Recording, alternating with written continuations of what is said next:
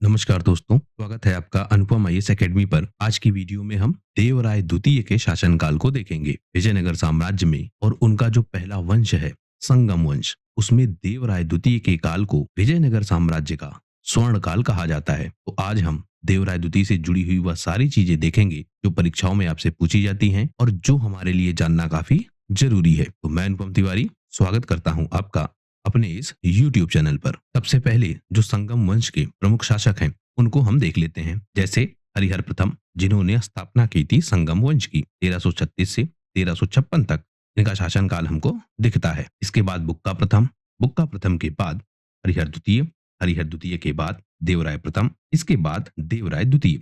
इन्हीं की चर्चा आज हम करेंगे। इसके बाद मल्लिका अर्जुन के बाद इनका अंतिम शासक विरूपाक्ष द्वितीय हमको मिलता है। इसके बाद जो संगम वंश है वह विजयनगर साम्राज्य में समाप्त हो जाता है। तो देवराय द्वितीय की चर्चा आज हम करेंगे। देवराय द्वितीय को विजयनगर साम्राज्य का सबसे महान शासक माना जाता है और स्वर्ण काल कहा जाता है विजयनगर साम्राज्य का। इनको गजपति कुंडय प्रौढ़ देवराय के नाम से भी पुकारा जाता है। यह संगम वंश के सबसे शक्तिशाली और सबसे महान शासकों में हमें दिखते हैं। अपने शासनकाल के दौरान यह अपने क्षेत्रों का विस्तार भी करते हैं और जो आम जनता है उनकी आवश्यकताओं का भी ध्यान रखते हैं। विजयनगर साम्राज्य में सांस्कृतिक विकास भी खूब होता है, व्यापार का भी विकास खूब होता है, यानी आर्थिक उन्नति भी खूब होती है और सामाजिक व्यवस्थाओं का विकास भी इनके काल में खूब होता है। इसीलिए स्वर्ण काल कहा जाता है विजयनगर साम्राज्य का। सबसे पहले अपने राज्य की सीमाओं को बढ़ाने के लिए इन्होंने जो आसपास की शक्तियां हैं उन पर नियंत्रण स्थापित करने का प्रयास किया।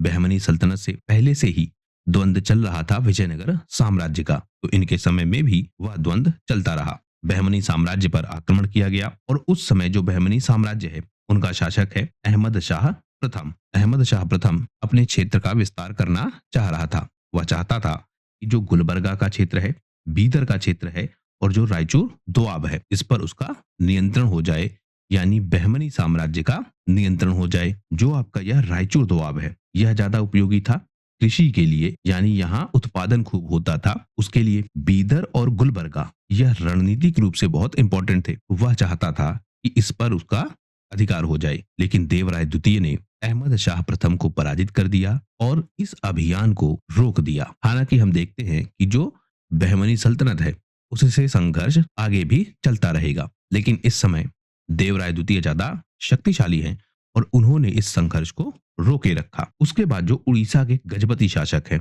उनसे भी संघर्ष चल रहा था, उनको भी नियंत्रित किया और उनका जो राजा है कपिलेंद्र देव उसको पराजित करके विजयनगर साम्राज्य की पकड़ को और मजबूत किया। इसके साथ ही जो दक्षिण भारत का क्षेत्र है वहां पर जो अन्य स्थानीय शक्तियां हैं उनको भी पराजित किया गया और विजयनगर साम्राज्य की सीमाओं को आगे बढ़ाया गया। कांची में, मदुरा में, त्रिची में और श्रीलंका के क्षेत्रों में विजयनगर साम्राज्य के प्रभाव को बढ़ाया गया। तो इस तरह देवराय द्वितीय ने अपने क्षेत्र का लगातार विस्तार किया और सीमाओं को काफी विस्तृत कर दिया। इसके साथ ही सीमाओं की जो सुरक्षा है उनका खास ध्यान रखा गया। देवराय द्वितीय से जुड़े हुए बहुत सारे अभिलेख हमको मिलते हैं और यह अभिलेख भी परीक्षाओं में आपसे पूछे जाते हैं। कौन कौन से अभिलेख हैं उन्हें हम देख लेते हैं। सबसे फेमस है इनका जो कर्नाटक यानी हम्पी का अभिलेख है। इस अभिलेख में बताया गया है कि जो विजयनगर साम्राज्य है इसने जो मुस्लिम आक्रमण है, यहाँ मुस्लिम आक्रमणों का मतलब मुख्यतः है आपका बहमनी साम्राज्य, तो मुस्लिम सुल्तानों के जो आक्रमण है उनका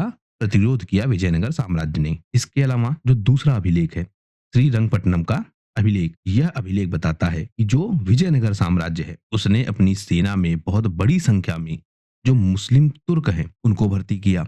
अब यह क्यों किया? हमने पहले भी देखा था कि जो धनुर्धर हैं और उन धनुर्धरों में भी जो घुड़सवार धनुर्धर है वह युद्ध के क्षेत्र में काफी इंपॉर्टेंट हो चुके थे और बहमनी सल्तनत ने एक युद्ध जीता था विजयनगर साम्राज्य के खिलाफ और जीता भी इसी कारण से था कि उनके पास अच्छे धनुर्धर थे और वह भी घुड़सवार धनुर्धर। तोपों की व्यवस्था वह भी हमने देखी। तो उन व्यवस्थाओं को विजयनगर साम्राज्य में लाने के लिए देवराय द्वितीय ने भी बड़ी संख्या में तुर्की सैनिकों की भर्ती की। इसके बाद अगला अभिलेख है उदयगिरी का अभिलेख। इसमें मिलता है कि जो उड़ीसा के गजपति शासक हैं उनके साथ विजयनगर साम्राज्य का युद्ध हुआ और विजयनगर साम्राज्य ने उन युद्धों को जीत लिया। इसी तरह से हेरोहल्ली का तामपत्र यह बताता है कि देवराय द्वितीय के शासनकाल के दौरान जो सांस्कृतिक संरक्षण है वह बहुत बढ़ गया, यानी संस्कृति को काफी संरक्षण दिया गया। इससे जो सांस्कृतिक व्यवस्थाएं हैं उनका खूब विकास हुआ। संस्कृत भाषा का और कन्नड़ भाषा का बहुत तेजी से विकास विजयनगर साम्राज्य के दौरान होने लगा। इसी तरह का अभिलेख मदुरै अभिलेख भी हमको मिलता है। यह भी बताता है कि अपने सैन्य अभियानों द्वारा और स्थानीय शासकों के संघर्षों द्वारा विजयनगर साम्राज्य लगातार मजबूत होता रहा। तो इस तरह देवराय द्वितीय से जुड़े प्रमुख अभिलेख हैं जिनमें उनकी चर्चा की गई है। अब हम देखें इनकी उपाधियों को, क्योंकि यह भी आपसे पूछी जाती हैं कि यह उपाधियां किसको मिली हैं। तो हम डिटेल से देख लेते हैं। एक तो देख लेते हैं कि उपाधि मिली है, दूसरा देख लेते हैं उपाधि कौन सी मिली है, और तीसरा देख लेते हैं कि उपाधि क्यों मिली है, और चौथा देखते हैं कि इस उपाधि का मतलब क्या है। तो डिटेल से हम इसको कवर करते हैं। देवराय द्वितीय को इम्माडी देवराय और प्रौढ़ देवराय की उपाधि मिली हुई है। इम्मादी देवराय क्या है? कन्नड़ भाषा में जो इम्माडी है इसका अर्थ होता है दूसरा, यानी देवराय द्वितीय को दूसरा देवराय कहा जा रहा है। अब इसका मतलब क्या है? क्योंकि देवराय द्वितीय का जो सामान्य मतलब है वह भी तो यही हुआ। इम्माडी देवराय का मतलब जो देवराय की नीतियां हैं उन नीतियों को आगे बढ़ाने वाला जो दूसरा व्यक्ति है वह कौन है? देवराय द्वितीय। तो यह उपाधि इनके जो पूर्वज हैं देवराय प्रथम, जिनका शासनकाल है 1404 से 1422 तक, उन्हीं के एक योग्य उत्तराधिकारी होने के कारण मिला है, यानी जो उनकी ही नीतियों पर आगे बढ़ रहे हैं। दूसरा जो प्रौढ़ देवराय है या जिसे महान देवराय भी कहते हैं, यह उपाधि भी मिली है देवराय प्रथम के साथ जुड़ी हुई, यानी देवराय प्रथम ने जो नीतियां बनाई थी उन्हीं नीतियों को मजबूती के साथ और बहुत ज्यादा परिपक्वता के साथ आगे बढ़ाने वाला जो व्यक्ति है वह है देवराय द्वितीय। इसीलिए इनको प्रौढ़ देवराय या फिर महान देवराय भी कहा जाता है। इसके साथ साथ जो देवराय द्वितीय है इनको इंद्र का अवतार भी माना जाता है। मतलब जो वहां के स्थानीय लोग हैं या स्थानीय जो परंपराएं हैं उनमें इन्हें इंद्र का अवतार माना जाता है। माना क्यों जाता है? क्योंकि जो आपके देवराय द्वितीय हैं यह बहुत पराक्रमी थे और एक महान शासक के रूप में हमको दिखते हैं। अपने क्षेत्रों का इन्होंने बहुत विस्तार किया, स्थानीय शक्तियों को पराजित किया और इसके साथ साथ जो संस्कृति है उसको भी काफी बढ़ावा दिया। तो इंद्र का अवतार होने का मतलब युद्धों को जीतने वाला। जब हम इंद्र को देखते हैं तो इनको कहा जाता है पुरंदर भी, यह भी हमने देखा है। मतलब ऐसा व्यक्ति जो युद्ध लड़ता है और किलों को जीतता है उसे कहते थे इंद्र या फिर पुरंदर। देवताओं का राजा भी इनको माना जाता है। तो इसीलिए जो देवराय द्वितीय हैं उनको भी इंद्र कहा जाता है, क्योंकि देवराय द्वितीय ने भी लगातार युद्धों में जीत पाई है। इन्होंने बहमनी सुल्तानों को, गजपति शासकों को और जो अन्य पड़ोसी शक्तियां हैं उनको पराजित किया और युद्धों को लगातार जीतते रहे। इसी कारण से इनको सर्वशक्तिमान इंद्र के समान बताया गया है। तो इंद्र कहा जा रहा है देवराय द्वितीय को। उल्लेख कहाँ है, मतलब कहाँ इनको इंद्र कहा गया है, यह भी पूछा जाता है कि अभिलेख कौन सा है। तो जो उदयगिरी का अभिलेख है वहां पर इनको कहा गया है इंद्रावतार, यानी इंद्र का अवतार। इसी के साथ साथ जो हम्पी के अभिलेख हैं, इनकी राजधानी के अभिलेख, वहां पर भी इनको इंद्र का अवतार माना गया है। तो आपसे पूछा जाएगा कि विजयनगर साम्राज्य का वह कौन सा राजा है जिसे इंद्र का अवतार माना गया है, तो आप कहेंगे देवराय द्वितीय। इन अभिलेखों में इसका उल्लेख है, तो एक आपका उदयगिरी अभिलेख और दूसरा आपका हम्पी अभिलेख। आगे देखते हैं। देवराय द्वितीय को गजबेटकर यानी हाथियों का संहारक की उपाधि भी मिली है। यह क्यों मिली है देखते हैं। उस समय जो युद्ध हो रहे थे उन युद्ध अभियानों में हाथियों का शिकार करने की और हाथियों के दस्तों को पराजित करने की जो व्यवस्था है वह बहुत इंपॉर्टेंट थी। यानी युद्ध क्षेत्र में जो हाथियों की सेना है वह प्रमुख थी और इन हाथियों की सेना को पराजित करना वह काफी इंपॉर्टेंट था। जो व्यक्ति यह कर पाता था सामान्यतः वही युद्धों को जीतता था। तो देवराय द्वितीय इस बात के लिए बहुत फेमस है कि यह हाथियों की सेना को बहुत अच्छे तरीके से पराजित करते हैं या फिर बहुत आसानी के साथ उनको पराजित कर देते हैं। इसी क्रम में इन्होंने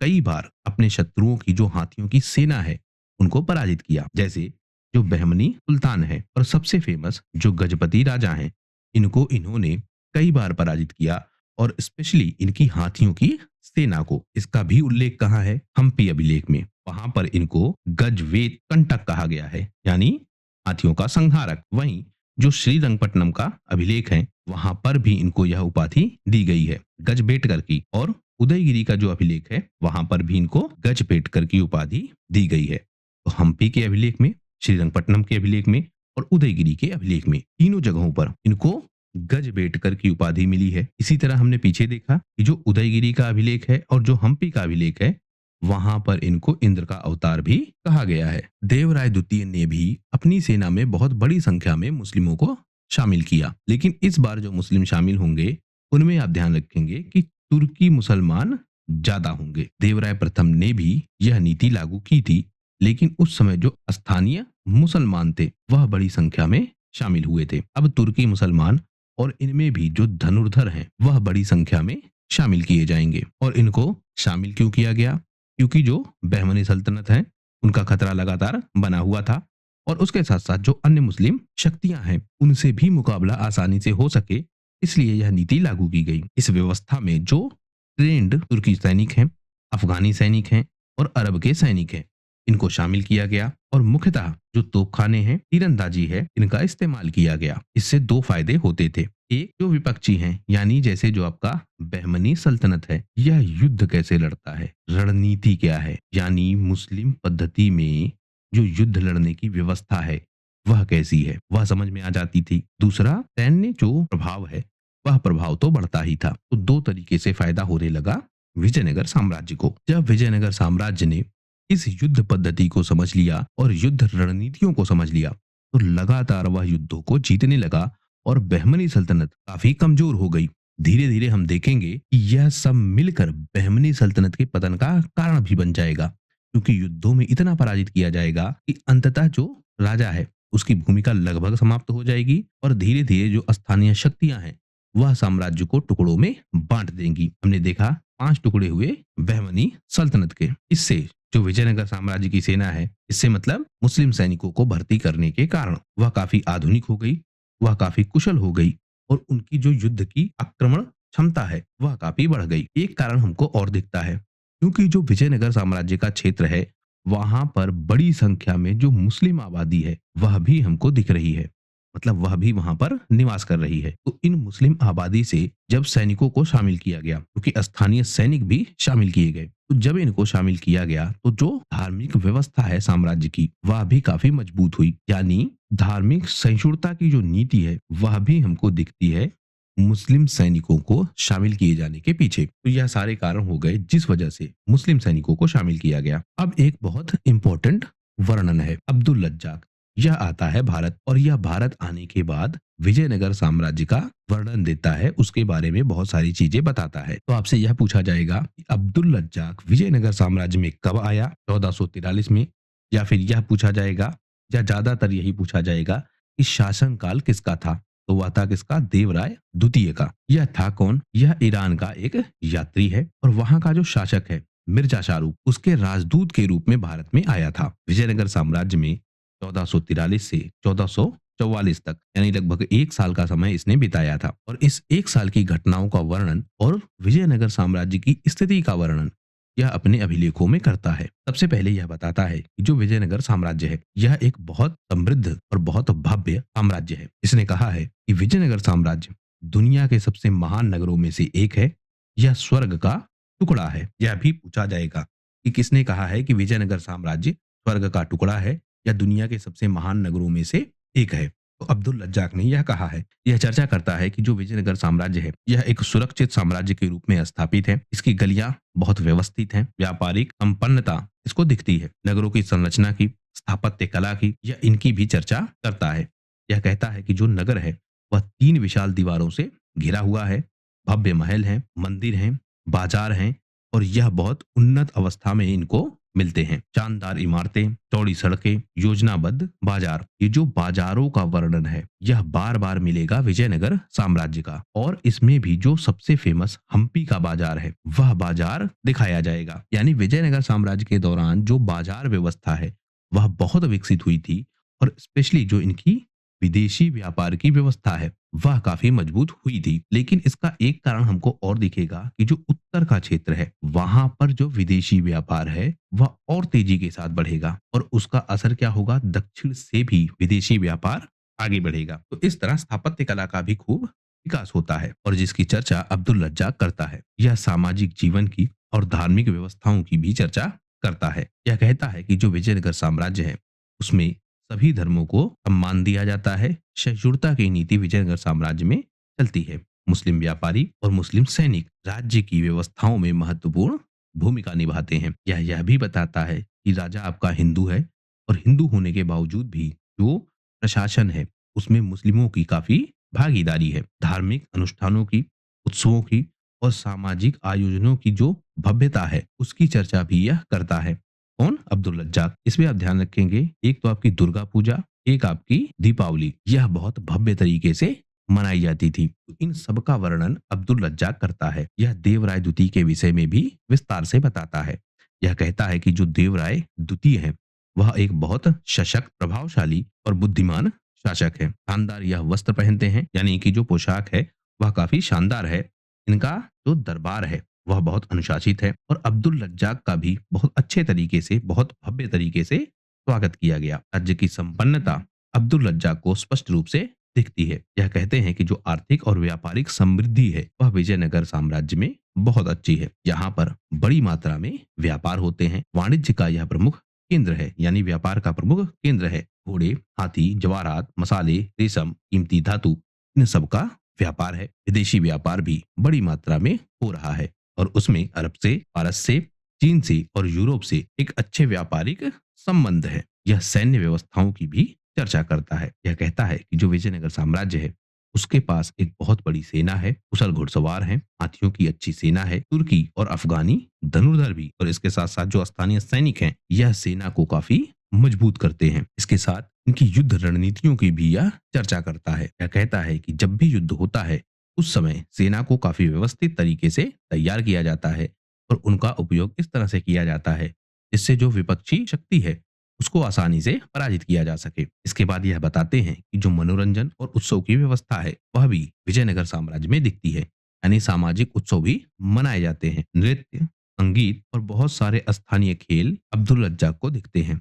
दरबार में भव्य उत्सव होते हैं, सांस्कृतिक आयोजन होते हैं और इसके साथ साथ बहुत सारे स्थानीय खेल जैसे कुश्ती, घुड़सवारी या जो अन्य स्थानीय खेल हैं इनकी प्रतियोगिता भी दिखती है। तो अब्दुल रज्जाक विजयनगर साम्राज्य का बहुत विस्तृत वर्णन करता है और वह सारे क्षेत्र कवर करने की कोशिश करता है जो उसको उस समाज में दिखते हैं। इसके बाद जो पुर्तगाली यात्री है डोमिंगोज, पेस और फर्नाओ नूनीज, यह भी देवराय द्वितीय के विषय में बताते हैं। यह देवराय द्वितीय के विषय में कहते हैं कि इनका जो क्षेत्र है वह काफी मजबूत सैन्य व्यवस्था के रूप में विकसित है। मुस्लिम सैनिकों की बड़ी संख्या में भर्ती की गई है। आर्थिक व्यापारिक समृद्धि इन्हें भी विजयनगर साम्राज्य में दिखती है। धार्मिक सहिष्णुता की नीति और सामाजिक जीवन की जो व्यवस्थाएं हैं उनकी चर्चा भी यह करते हैं। तो यह कहते हैं कि विश्व के सबसे सुंदर और समृद्ध शहरों में से एक है विजयनगर साम्राज्य। तो जिस तरह के वर्णन अब्दुल रज्जाक देता है उसी तरह के वर्णन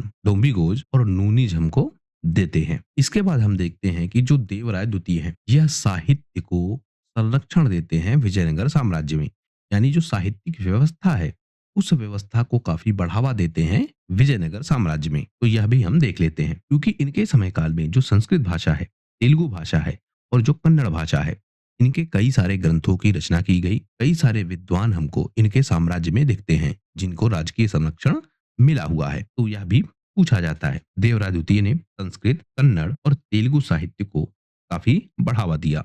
अपने दरबार में कई सारे विद्वानों को संरक्षण दिया, कई सारे कवियों को भी संरक्षण दिया गया। इन्होंने बहुत सारे धार्मिक ग्रंथों और दार्शनिक ग्रंथों पर टीकाएं लिखी, उनकी रचना भी की थी। सबसे पहले हम देखें, एक नाटक है सुधा निधि। यह नाटक संस्कृत नाट्य शास्त्र पर आधारित है जो किसी भी समाज की राजनीतिक, सामाजिक, धार्मिक और नैतिक व्यवस्थाओं के विषय में बताती है। यानी यह ग्रंथ सुधा निधि समाज की व्यवस्थाओं के विषय में बताती है और इससे कनेक्ट होता है विजयनगर साम्राज्य। इसके साथ साथ जो बादरायण का ब्रह्म सूत्र है उस पर कई सारे टीकाएं लिखी जाती हैं। बादरायण का जो ब्रह्म सूत्र है वह मुख्यतः वेदांत दर्शन का ग्रंथ है, यानी वेदों का जो दर्शन है उसके विषय में बताया गया है और इन पर टीकाएं लिखी गई, यानी इसको एक्सप्लेन किया गया सामान्य भाषाओं में, जिससे जो आम जनता है या जो आम लोग हैं उन तक ब्रह्म सूत्र के जो तथ्य हैं वह आसानी के साथ पहुंच सके। तो यह काम भी किया गया। बहुत सारे संस्कृत ग्रंथों का तेलुगु भाषा में और कन्नड़ भाषा में अनुवाद करवाया गया। इसके साथ साथ कई पुराणों का, धार्मिक ग्रंथों का संकलन और उनकी व्याख्या की गई और इन सब को राजकीय संरक्षण प्राप्त था। उस साहित्य के एक महान संरक्षक के रूप में हमको देवराय द्वितीय दिखते हैं। देवराय द्वितीय ने अपने क्षेत्र का विस्तार भी किया और उसमें एक फेमस चीज है कोंट बिंदु पर विजय। यह भी परीक्षाओं में पूछा जाता है कि वह विजयनगर साम्राज्य का कौन सा शासक था जिसने कोंड बिंदु पर विजय प्राप्त की। कोंट बिंदु पर जो गजपति शासक हैं उनका प्रभाव था और वह अपनी साम्राज्यिक व्यवस्था को बनाए हुए थे, लेकिन लगातार वह विजयनगर साम्राज्य में हस्तक्षेप कर रहे थे। विजयनगर साम्राज्य की सीमाओं को नियंत्रित करने का प्रयास कर रहे थे। यह जो व्यवस्था है यह विजयनगर साम्राज्य के लिए काफी मुश्किल हो रही थी। इसलिए विजयनगर साम्राज्य ने इस नीति से उबरने की कोशिश की। नीति कैसी? जो कोंट बिंदु पर विजयनगर साम्राज्य का नियंत्रण नहीं था, गजपतियों का नियंत्रण था। इस नीति से बाहर निकले और इस पर अपना नियंत्रण स्थापित किया। और किया कब?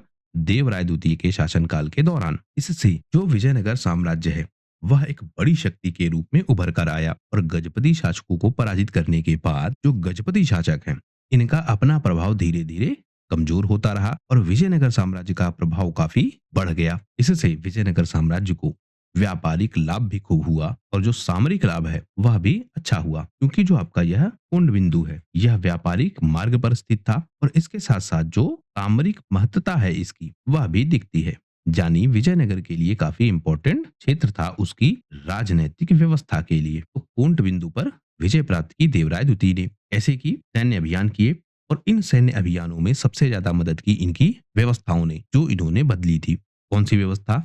जो तुर्की और अफगानी घुड़सवारों की भर्ती थी उसने बहुत लाभ पहुंचाया और इस युद्ध को उन्होंने जीत लिया। जो गजपति शासक हैं उनमें सबसे प्रमुख था हाथियों की सेना और देवराय द्वितीय को कहा जाता था गज बटेकर, यानी हाथियों की सेना को पराजित करने वाला। तो गजपति सेना हार गई। युद्ध की योजनाएं भी काफी अच्छी थी देवराय द्वितीय की। इन्होंने जो गजपति सैनिक हैं उनकी आपूर्ति और संचार व्यवस्था को रोक दिया। इसके साथ साथ छापामार युद्ध पद्धति अपनाई गई और गजपति शासकों को कमजोर कर दिया गया। इस तरह से कुंड बिंदु पर विजयनगर साम्राज्य का अधिकार हो गया। इसके बाद मिलते हैं आपको तेलुगु कवि श्रीनाथ। इनके विषय में भी पूछा जाता है और इनको देवराय द्वितीय ने बहुत सम्मान दिया। इनको कवि सार्वभौम और कनकाभिषेक की उपाधि दी गई। क्यों दी गई यह देख लेते हैं। जो आपके श्रीनाथ हैं यह तेलुगु भाषा के एक महान कवि हैं। उनकी रचनाओं में काव्य सौंदर्य, श्रृंगार रस और वीर रस हमको मिलता है।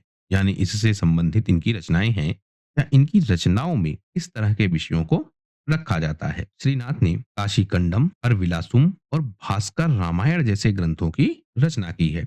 यह भी पूछा जाता है। तो काशी कंडम दूसरा, हरविलासम तीसरा, भास्कर रामायण रचना किसने की है? श्रीनाथ ने। दूसरा कनिकाभिषेक। इस उपाधि का क्या अर्थ है? कनकाभिषेक का अर्थ है सुनहरे सिक्कों या स्वर्ण मुद्राओं से स्नान कराना। और यह उपाधि उसको दी जाती थी जो अपने क्षेत्र में बहुत प्रसिद्ध थे, जिन्होंने बहुत कुछ अर्जित कर लिया है प्रसिद्धि के रूप में। यानी बहुत फेमस जो व्यक्ति है या जिसके कार्य बहुत फेमस है उसी को यह उपाधि दी जाती थी। तो दी किसको गई? श्रीनाथ को। इनकी रचनाएं आप ध्यान रखिएगा। इसके बाद जो अगला तथ्य मिलता है कि एक लिंगायत समुदाय के मंत्री हैं लक्कना। इनको देवराय द्वितीय ने नियुक्त किया था दक्षिणी सागर के स्वामी के रूप में। तो यह भी पूछा जाता है। कारण क्या है उसे समझते हैं। क्योंकि उस समय जो समुद्री व्यापार है वह व्यापार तेजी से बढ़ रहा था और उसमें भी जो विदेशी व्यापार है वह भी काफी तेजी से बढ़ रहा था। अरब के साथ, फारस के साथ, चीन के साथ और यूरोप तक, क्योंकि यूरोपीय व्यापार भी प्रारंभ हो चुका था। इन सब पर विजयनगर साम्राज्य का प्रभाव हो या इन व्यापारों में विजयनगर साम्राज्य की अच्छी हिस्सेदारी हो, इसलिए लिंगायत मंत्री लकन्ना को नियुक्त किया गया। और नियुक्त कैसे किया गया? दक्षिणी सागर का स्वामी के रूप में। इससे जो तटीय क्षेत्र हैं, बंदरगाह के क्षेत्र हैं, उन पर विजयनगर साम्राज्य का नियंत्रण हो गया। अब यहाँ नियुक्ति का मतलब एक चीज आप और समझिएगा। एक अलग से अधिकारी नियुक्त है जो यह देखेगा जो बंदरगाहों की व्यवस्था है वह कैसे चलेगी और उसके साथ साथ उनसे होने वाला जो व्यापार है उस पर विजयनगर साम्राज्य का अधिकार हो या वह उसकी पकड़ में हो, इस बात का ध्यान रखा जाएगा। तो एक अलग से अधिकारी है और यह अधिकारी विजयनगर साम्राज्य को काफी लाभ पहुंचाएगा। लकन्ना एक कुशल प्रशासक थे और एक अच्छे रणनीतिकार थे। देवराय द्वितीय इनको बहुत पसंद करते थे। यह काफी ईमानदार व्यक्ति थे, योग्य थे और इनमें सैन्य नेतृत्व की क्षमता थी। इन सारे कारणों से और इसके साथ साथ क्योंकि यह लिंगायत धर्म से संबंधित है और लिंगायत समुदाय था बड़ी संख्या में विजयनगर साम्राज्य में, इन सारे कारणों से लक्कना को दक्षिणी सागर के स्वामी के रूप में नियुक्त किया गया। इससे लाभ क्या हुआ? जो भारतीय मसाले हैं, रेशम है, मोती है और भी जो कीमती वस्तुएं हैं, यह सब आसानी से पहुंची अरब के क्षेत्र में, चीन के क्षेत्र में और यूरोपीय क्षेत्रों में, यानी विदेशी व्यापार पर विजयनगर साम्राज्य का अच्छा खासा नियंत्रण हुआ, उसको काफी लाभ मिला। जो विदेशी ताकतें हैं, क्योंकि आप ध्यान रखिएगा कि जो पुर्तगाली हैं उनका प्रवेश अब भारत में होने लगेगा और वह कोशिश करेंगी कि भारतीय शक्तियों को पराजित करें, यानी जो विदेशी शक्ति हैं उनसे निपटने के लिए, क्योंकि यह जो आपका लक्कना है यह ना केवल विदेशी व्यापार देख रहा था बल्कि जो सुरक्षा व्यवस्था है बंदरगाहों की वह भी देख रहा था।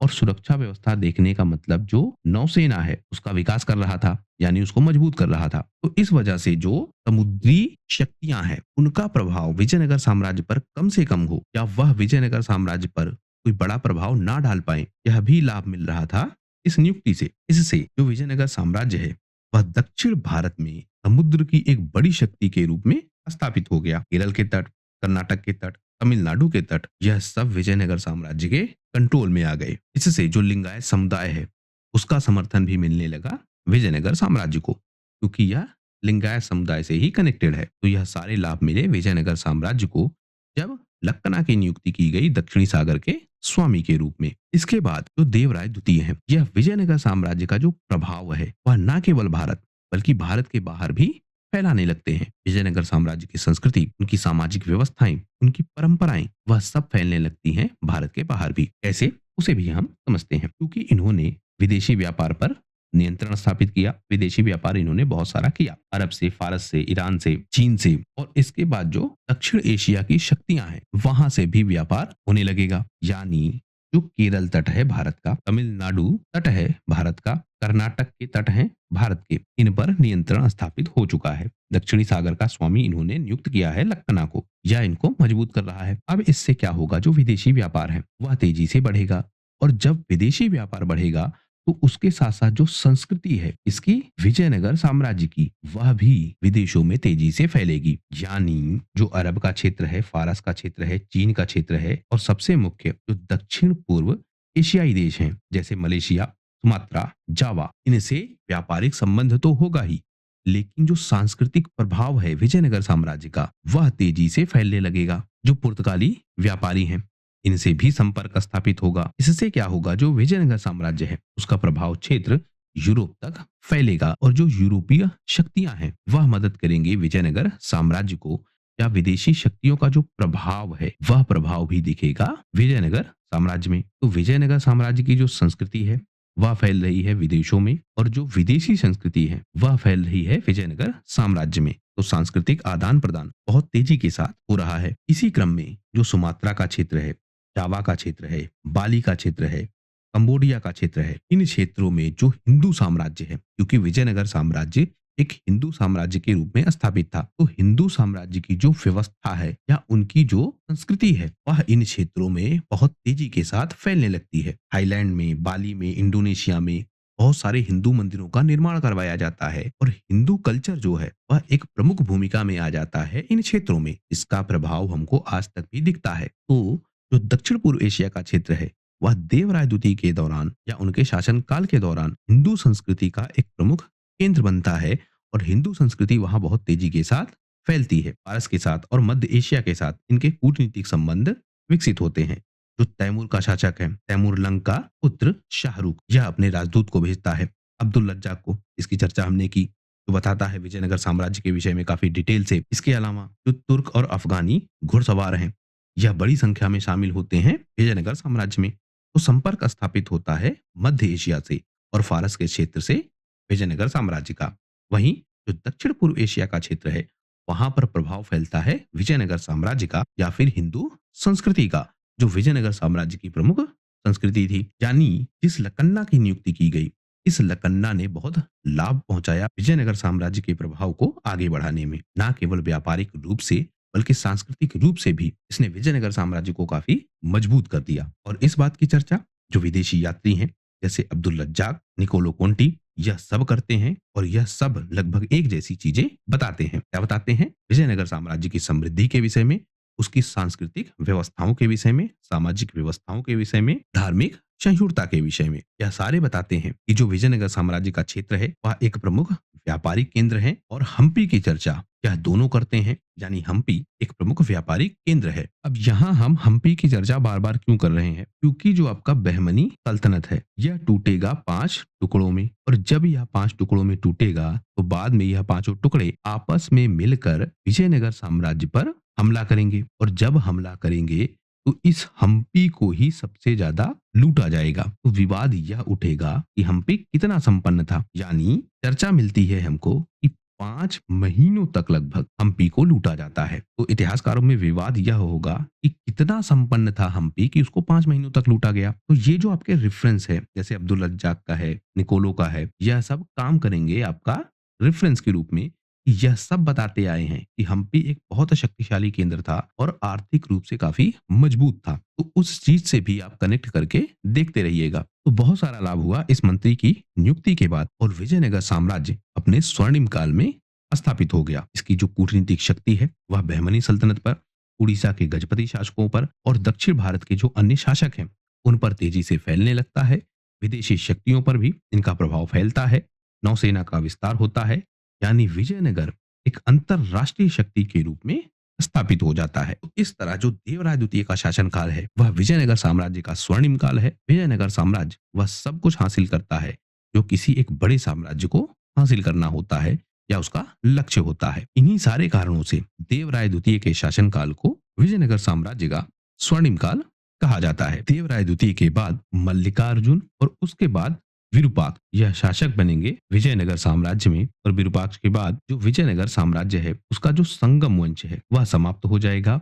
लेकिन इसकी शुरुआत होगी मल्लिका अर्जुन से। यह सब कुछ क्यों होगा उसे हम ठीक से समझेंगे, और हम यह भी समझेंगे कि जो देवराय द्वितीय की नीतियां हैं यह नीतियां किस प्रकार से काम करती हैं, जो अंततः साम्राज्य को शुरुआती चरण में बहुत मजबूत करती है, जैसा हमने इस वीडियो में देखा। लेकिन बाद में विजयनगर साम्राज्य के पतन के पीछे प्रमुख कारण भी बनती है। लेकिन इसको हम समझेंगे आने वाले वीडियो में। इस वीडियो में फिलहाल सिर्फ इतना ही। वीडियो यदि पसंद आया हो तो प्लीज शेयर कीजिए अपने दोस्तों के साथ, सब्सक्राइब कीजिए इस चैनल को। आपका हमसे जुड़ने के लिए बहुत बहुत धन्यवाद। आपका दिन शुभ हो।